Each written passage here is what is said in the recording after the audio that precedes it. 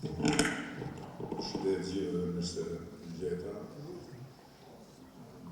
Ftesën për të marrë pjesë në prezentimin e këtij libri e morën profesor Ahmeti përpara se sa të merrnin lajmin e zymt nga tribunali në Hag mbi kërkesën absurde të prokurorëve për të kërmuar 45 vjet çdo njërin prej kapë udhëheqësve të Ushtrisë Shqiptare të Kosovës. Dhe por një vërtetës pata vështirë që të mund të shkruaj një fjalë në fillimin në fund, sepse përballë në një situatë të tillë, fjalët nuk janë as pak lehtë për të gjetur, ndërkohë që ndër disa mendime që besoj mund vlen të ndahen me këtu, i pari ishte mendimi se kush është sot në të njëjtën godinë pothuajse që vuan dënim pas vendimit të gjykatës ndërkombëtare. Sot të dënuar nga ajo gjykatë ose më saktë nga drejtësia ndërkombëtare janë Radovan Karadžići, i cili dënua me burgim përjetshëm për një epokë të tërë terrori dhe spastrimi. Ratko Mladići, i cili u dënua po ashtu me burgim përjetshëm si fytyra e makinerisë së shfarosjes dhe autori i damkosur botërisht i masakrës së 8.000 njerëzve të pafajshëm në Srebrenicë. Një farë Stanislav Galić, i cili u dënua po ashtu me burgim përjetshëm për terrorin e snajperëve që shënjestruan fëmijë dhe gra si të ishte një safari njerëzor. Një farë Milan Lukić,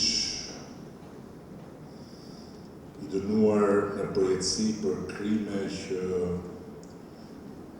lën pa fjalë dhe fjalorin e më të keqes. Kush lidhte njerëz të gjallë dhe i hipte në lumë duke kundruar me kënaqësi se si përballiteshin dhe mbyteshin. Dhe 3 autorë të tjerë për dhunimesh, vrasjesh, krimesh nga më makabrat. Tani, sipas kërkesës së prokurorisë së tribunalit në Hag, këtyre dënuarve do të shtohen edhe 4 të tjerë në anën tjetër të barikadës. Ndërkohë që prokuroria nuk pati kapacitetin të provojë asgjë të ngjashme, sepse nuk ka asgjë të ngjashme në aktivitetin e kadrë dhe izve të ushtrisë shqiptare të Kosovës. Nuk ka asnjë lidhje aktiviteti i tyre dhe ushtrisë shqiptare të Kosovës me terrorin i popullsinë civile, me spastrimin etnik, me varret masive të njerëzve të pafajshëm, me shënjestrimin e fëmijëve dhe të grave nga snajperët e vendosur aty me këtë qëllim, apo me përdorime, me vrasje, me mbytje njerëzish në lumë. Asgjë. Ata katër burra nuk u armatosën për të ndërtuar një politikë shfarosje, por armatosën kundër një politike shfarosje. Ata nuk u armatosën për të imponuar sundimin e tyre në një territor të huaj, por armatosën për të hequr qafe sundimin e të huajve në tokën e tyre. Dhe faktikisht, ata vetë me dorën e tyre votuan në Parlamentin e Kosovës një gjykatë e cila në letër është një gjykatë e Kosovës. Nuk është një gjykatë për të vendosur në bandën e akuzuarve të Kosovës. Dhe faktikisht, sot jemi në kushtet kur ka marrë formë thuajse përfundimtare, pasi fjalën e fundit e ka sigurisht gjykata, një plan shumë afatgjatë, i cilit ka nisur me raportin famkeq të Dick Martit që mos gjet kur prej aty ku është, për trafikim të organeve nga udhëheqja e ushtrisë shqiptare. Dhe ai plan është shtyrë përpara nga përfaqësuesit e Vladimir Putinit në Këshillin e Evropës. Dhe më tutje është ngritur mbi një rezolut të Këshillit të Evropës, të cilën sot e ditën për turbin e Këshillit të Evropës nuk gjen kurajën ta rishikojë, pasi asnjë lloj trafiku organesh nuk është provuar në asnjë formë. Dhe pastaj i plan për vazhduar më tej, me një gjykat, një proces që ka marrë jetë në ditën kur presidenti i Republikës Kosovës ishte nisur në Washington. Dhe është kthyer në rruga e një takimi ku do të hidhej një hap tjetër për normalizimin e marrëdhënieve me Serbinë nën kujdesin e presidentit të kohës dhe të sotëm, njëkohësisht në Shtetet e Bashkuara, presidentin Trump,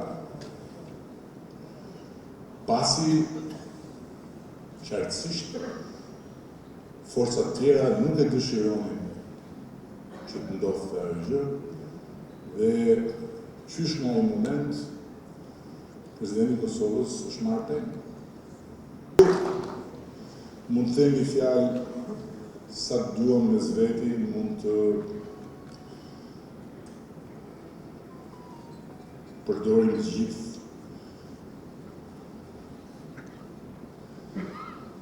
qoshet e pasurat të fjalorit gjusë shqipe për të nxjerrë tufin legjitim nga një prokurorie idiotësh. Por çështja është ata nuk janë thjesht idiot. Ata janë instrumenta të një gjykate e cila është edhe më politike fatkeqësisht se sa gjykata dhe Serbisë. Në raport me Kosovë, me ligjet e kohës, nëse i referohemi ligjet e kohës, kur ka ndodhur lufta. Dhe nëse ushtria shqiptare e Kosovës nuk do ta fitonte luftën dhe populli i Kosovës nuk do të çlirohej në gjykatat e asaj Serbie, dënimet e kërkuara nga prokurorët do ishin të pamundura. Sepse me ligjet e asaj Serbie 45 vjet që do të thotë faktikisht varrosje për zgjallje e njerëzve nuk ka. Pra, presia ndërkombëtare e financuar nga shtetet demokratike që për turbin e tyre vazhdojnë ta ndjekin me indiferencën më të madhe gjithë këtë katastrofë për Europën dhe për botën demokratike, përveç se për 4 njerëz krejtësisht pafajshëm, faktikisht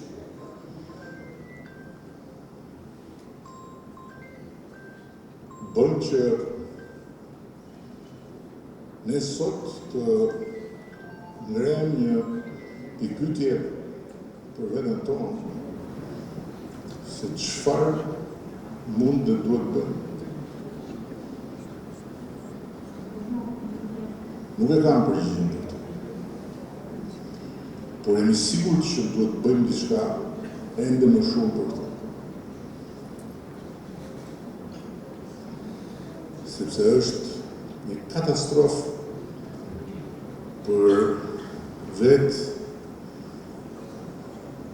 drejtsinë ndërkombëtare, për vetë Europën, për perëndimin demokratik, të cilin Kosova e testoi dhe fatmirësisht perëndimi duke e njohur Kosovën kaloi testin e humanizmit vetë. Por nëse sot perëndimi nuk e kalon të test dhe merr përsipër varrosjen për zgjallje të 4 njerëzve të pafajshëm, duke faktikisht lënduar si s'ka më keq popullin dhe Republikën e Kosovës, atëherë ky mbetet një problem shumë. Nuk di të them më shumë fjalë, po di që kjo është pengmarrje për arsye politike, jo të perëndimit si i tërë, por të atyre forcave që kanë dashur të barazojnë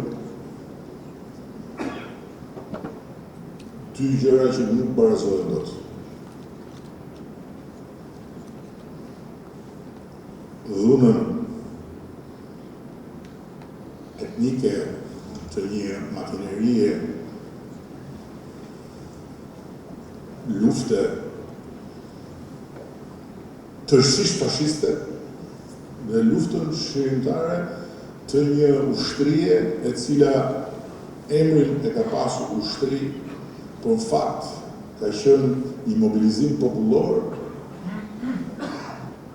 ku ata të cilët janë trajtuar atje në gjyq si komandant të një force të rregullt kanë qenë udhëheqësit shpirtëror, moral dhe politik të këtij mobilizimi. Dhe mbi të gjitha ka diçka tjetër që është ende më e rëndë, sepse nëse për perëndimin flas.